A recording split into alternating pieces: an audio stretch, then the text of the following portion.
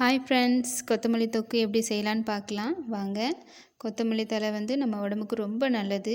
நம்ம ரத்தத்தில் உள்ள சர்க்கரையின் அளவை கட்டுக்குள்ளே வைக்கிறதுக்கும் ரத்தத்தில் கொழுப்பு சேராமல் தடுக்கிறதுக்கும் கொத்தமல்லி தழை வந்து ரொம்ப ஹெல்ப் பண்ணும். ஸோ முடிஞ்ச அளவுக்கு நம்ம வீட்டில் வீக்லி ஒன்ஸாவது கொத்தமல்லி தொக்கு செஞ்சு சாப்பிடலாம்.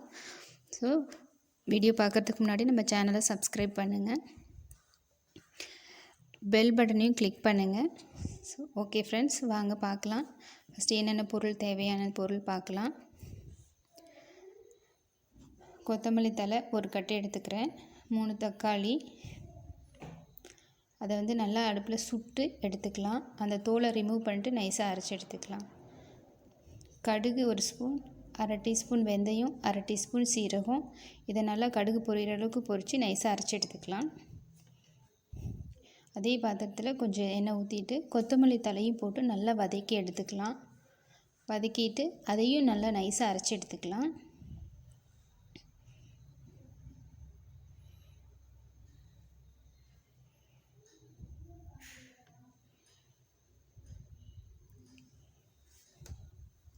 இப்போ ஒரு சின்ன லெமன் சைஸ் புளி கரைச்சி வச்சுருக்கேன். தக்காளி வந்து அடித்து வச்சுருக்கேன். அதே மாதிரி வெந்தயம், கடுகு, சீரகம் அதையும் அரைச்சி வச்சுருக்கோம். தனி மிளகாத்தூள், ஒரு சின்ன பச்சை மிளகா எடுத்துருக்கோம். ஒரு கடாயில் நல்லெண்ணெய் ஊற்றிட்டு சூடானதையும் கடுகு, ஒரு பச்சை மிளகா சேர்த்துக்கலாம். இப்போ வந்து நம்ம அரைச்சி வச்ச தக்காளி தொக்கு சேர்த்துக்கலாம். புளி கரைசலையும் சேர்த்துக்கலாம். இது கூட நம்ம தனி மிளகாத்தூளையும் சேர்த்துக்கலாம். இப்போ வந்து இதை நல்லா கலக்கி விட்டுக்கலாம். இது வந்து நல்லா கலக்கி விட்ட பிறகு ஒரு 2 நிமிஷம் நல்லா கொதிக்க விட்டுக்கலாம்.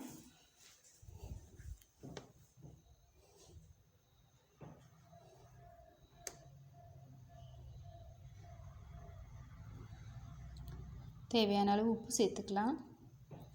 இப்போ நல்லா 2 நிமிஷம் நல்லா கொதிச்சிருச்சு. இந்த டைமில் நம்ம அரைச்சி வச்ச பொடியை சேர்த்துக்கலாம்.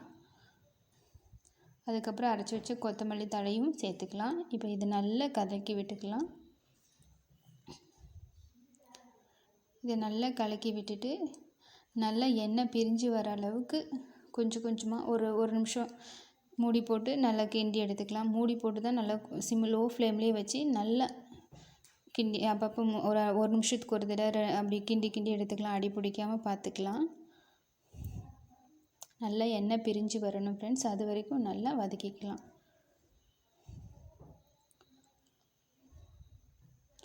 அடிக்கடி ஒரு நிமிஷத்துக்கு ஒரு தடவை நம்ம கிண்டி விட்டுக்கலாம். இப்போ பாருங்கள், நல்லா எண்ணெய் பிரிஞ்சு வந்துருச்சு. இப்போ இந்த ஸ்டேஜில் நம்ம ஸ்டவ்வை ஆஃப் பண்ணிக்கலாம். பாருங்கள், கொத்தமல்லி தொக்கு ரெடி. இப்போ வந்து நம்ம ஒரு பாட்டிலில் ஸ்டோர் பண்ணி கூட வச்சுக்கலாம். பாட்டிலில் ஸ்டோர் பண்ணோம்னா அது மேலே வந்து நல்லா நல்லெண்ணெய் காய்ச்சி ஊற்றி வச்சுக்கணும். குறைஞ்சது 15லேருந்து 20 நாள் வரைக்கும் நம்ம வெளியவே ஸ்டோர் பண்ணி யூஸ் பண்ண முடியும். ஃப்ரிட்ஜில் வச்சு யூஸ் பண்ணுறதா இருந்தால் 1 மந்த் வரைக்கும் கெடாமல் இருக்கும். ஸோ நல்ல டேஸ்ட்டாகவும் இருக்கும், நல்லா நமக்கு ஆரோக்கியமானதாகவும் இருக்கும்.